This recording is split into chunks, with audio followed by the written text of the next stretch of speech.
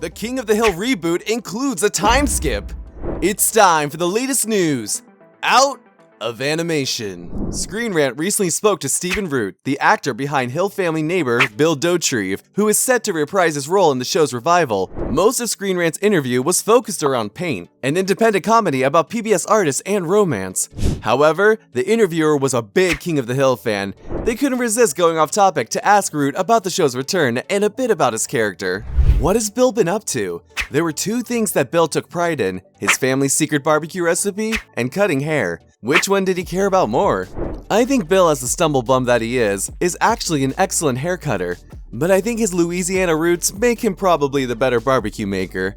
I would have to say the barbecue at this point, if Bill could even remember his name. I think we're going to time jump this in a little bit so that Bobby's going to be older, and it's going to be interesting. This backs up earlier comments made by the show's co-creator, Greg Daniels, prior to the reboot entering full production. When the new show was officially announced, the statements included that this would be King of the Hill as seen through the lens of 2023's America. Root's words confirmed that they're going to actually let the characters age instead of fudging time like The Simpsons or Family Guy would. A time skip for the show is interesting and opens up a ton of creative possibilities. If the showrunners literally have 15 years pass in the story, Arlen and the people who live there would look radically different. Stephen Root undersold how much change could be in the cards here. 15 years would make adorable kid Bobby Hill a 28-year-old man at this point. Even if the show mucks with the timeline a little by just having a few years pass for the characters, there's still plenty of room to change things up. People could have argued, gotten together,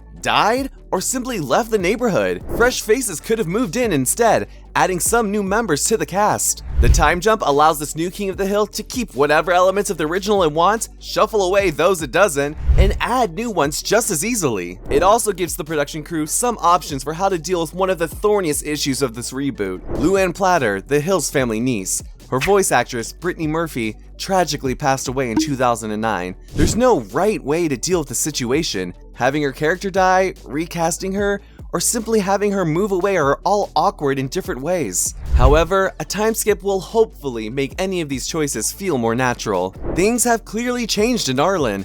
Whatever happened to Luann will simply be part of that. Meanwhile, Nickelodeon is trying to rebrand themselves by using their old logo to make kids vomit.